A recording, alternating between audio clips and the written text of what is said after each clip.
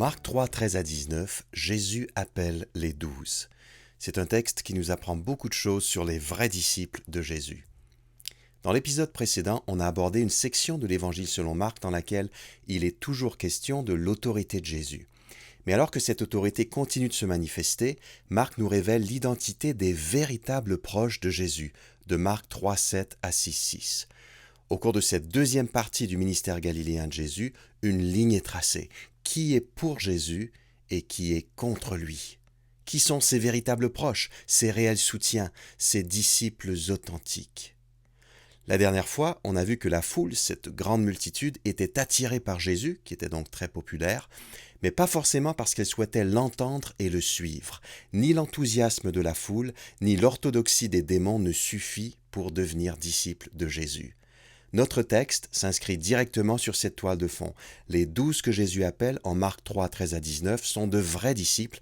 Notre texte nous enseigne ce que cela implique concrètement. On va le diviser en 4.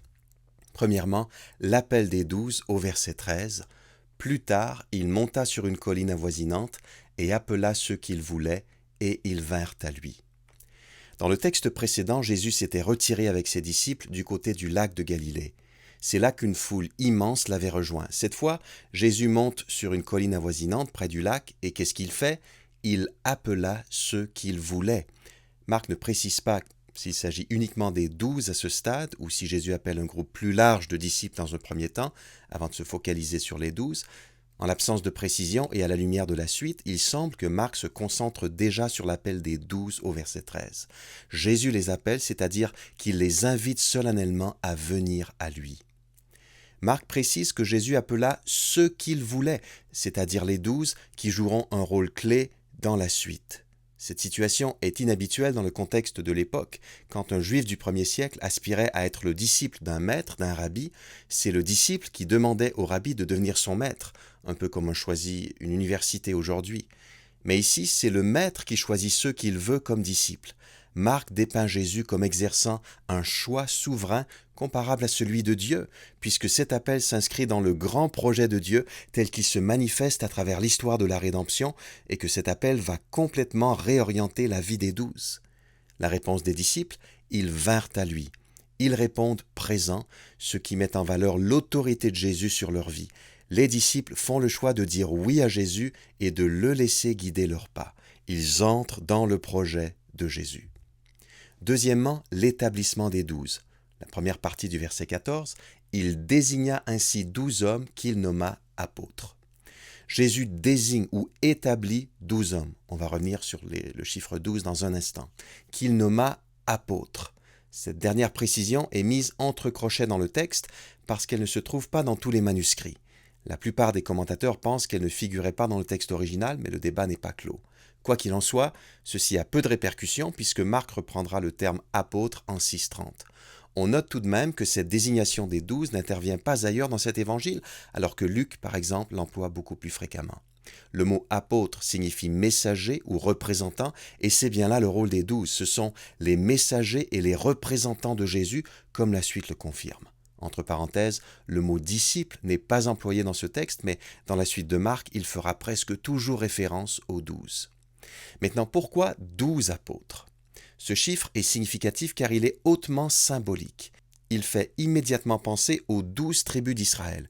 Il y a donc une continuité entre le peuple d'Israël et la nouvelle communauté messianique qui prend forme autour de Jésus et de ce noyau originel, de ce cercle fondateur des 12. En même temps, sur le plan historique, ces 12 hommes ne sont pas issus des 12 tribus d'Israël. Il y a donc un changement, un élément de discontinuité, une nouveauté. On peut affirmer d'un côté que Jésus s'apprête à restaurer et à rétablir Israël sur le plan spirituel.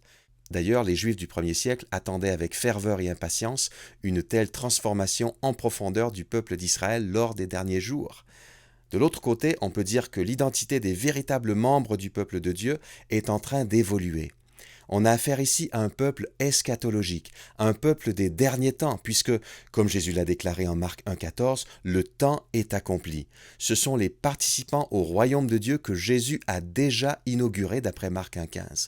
Seront intégrés dans cette communauté eschatologique du royaume toutes les personnes qui se repentent et croient à l'Évangile également d'après Marc 1,15. Et cela inclura plus tard des gens de tous les peuples, de toutes les nations, d'après Marc 13,10. Voilà ce qu'on peut dire au sujet des 12 et du nouveau peuple qui se constitue autour d'eux et de Jésus. Par leur attachement à Jésus, les 12 montrent la voie à tous les futurs adhérents de la communauté messianique. Maintenant, quel est le mandat des 12? Il a deux volets. Premier volet, à la fin du verset 14, et qui devait être constamment avec lui.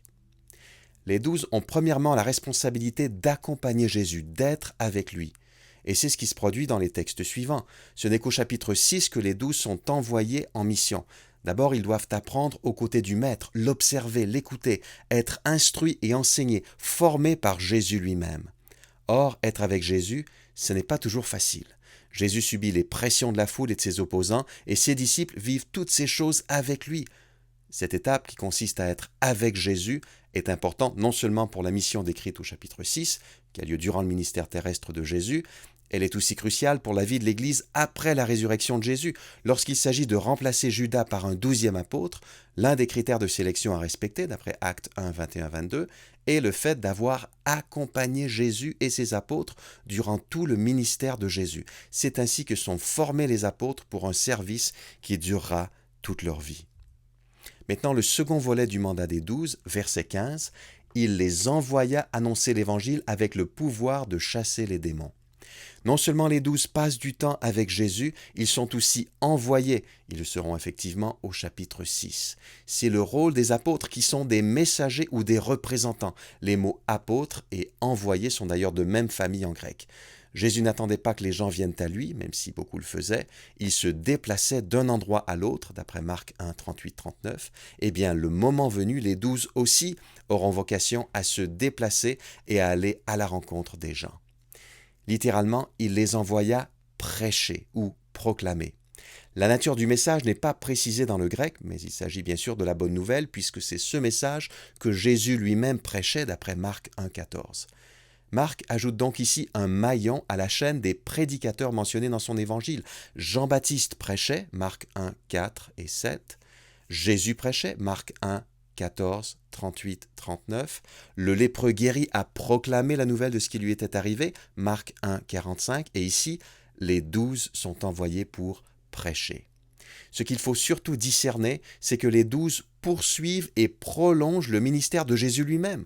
Leur activité est une extension de la sienne.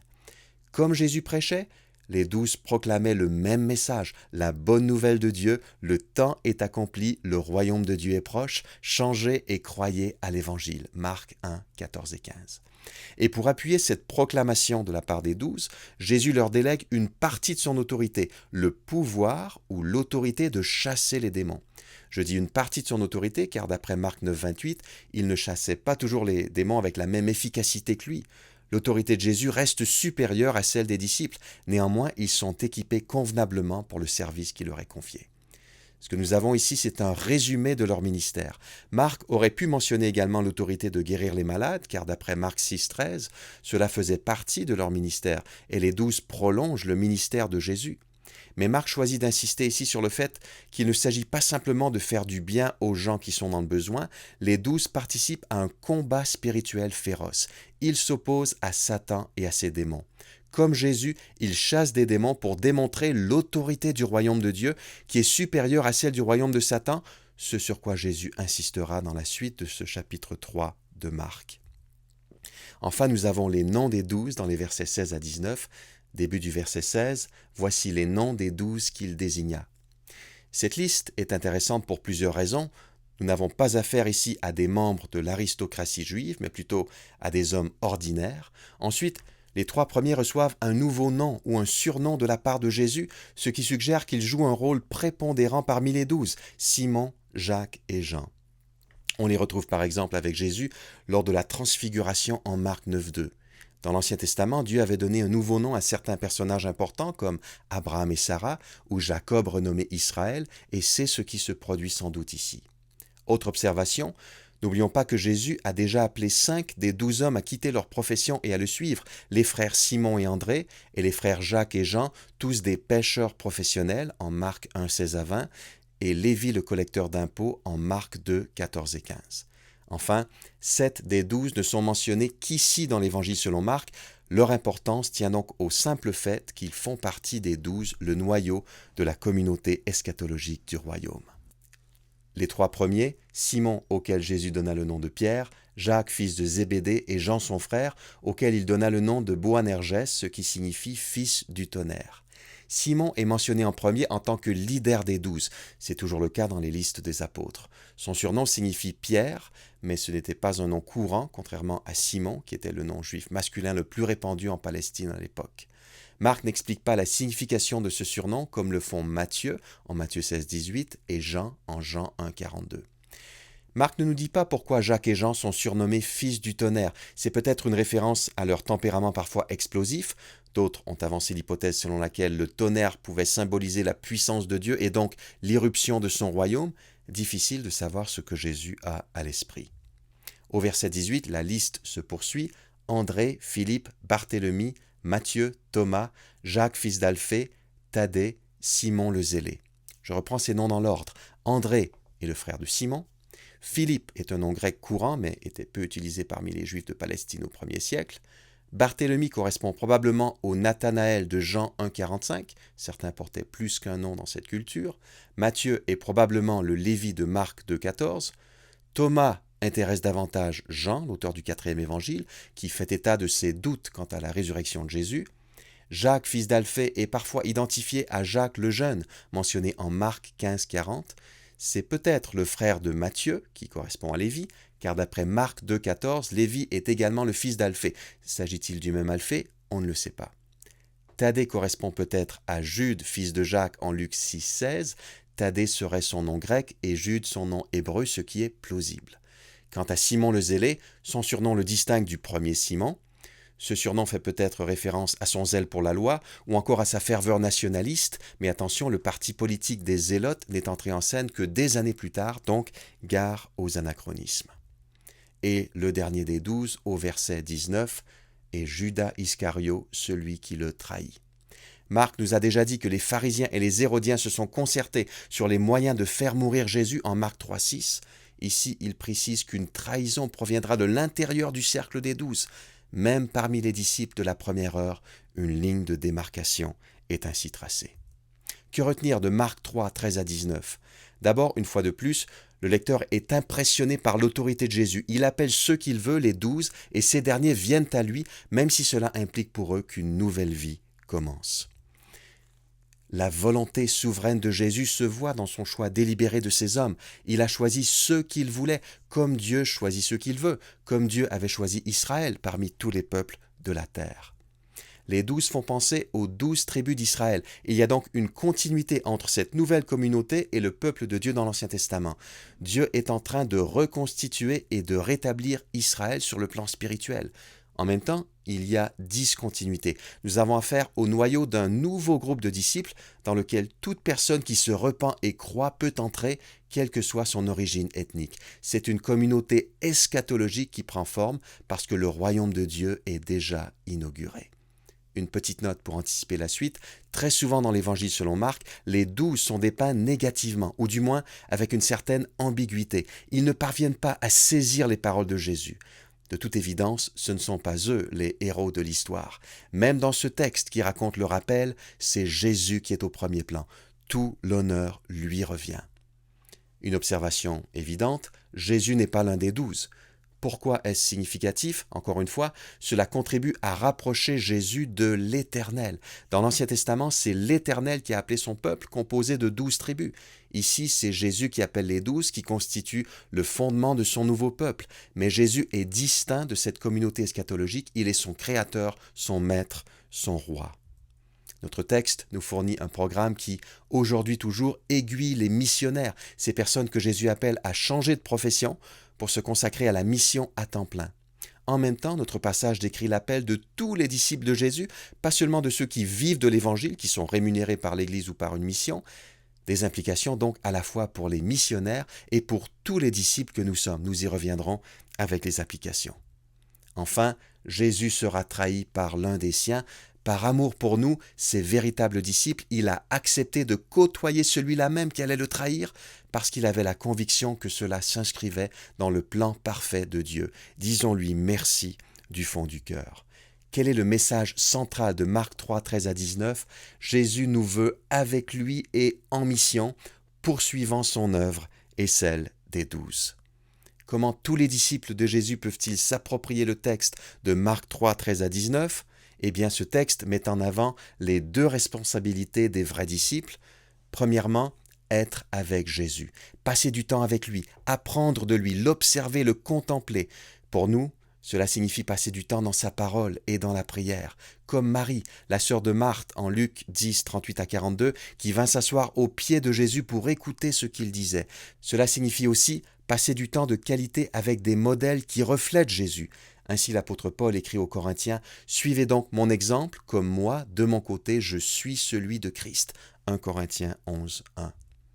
Deuxième responsabilité des vrais disciples, poursuivre la mission contestée de Jésus. Ainsi, les disciples n'ont pas à choisir entre la contemplation et l'action, les deux aspects font partie intégrante de leur vocation. Nous sommes tous appelés à être des témoins, nous qui sommes disciples de Jésus. Nous avons tous un rôle à jouer dans la proclamation de la bonne nouvelle et dans le combat spirituel.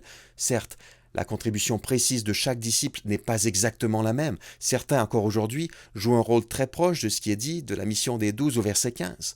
Pour d'autres, en revanche, l'engagement dans la mission est indirect et ils jouent un rôle de soutien auprès des frères et sœurs qui sont en première ligne.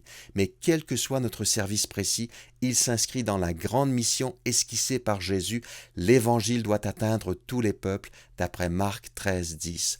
Dans nos villes, nos villages et nos régions, trop de personnes n'ont pas encore eu accès au message du royaume. Restons concentrés sur l'objectif fixé par Jésus lui-même. Père céleste, quel privilège d'être appelé par Jésus qui nous veut auprès de lui comme il voulait les 12. De notre côté, nous désirons être constamment avec lui, en écoutant sa parole et son esprit. De plus, nous acceptons de renoncer à notre confort pour aller vers les gens qui nous entourent et leur apporter la bonne nouvelle. Nous sommes bien faibles pour ce combat spirituel, mais nous nous appuyons sur l'autorité de Jésus. En son nom, Amen.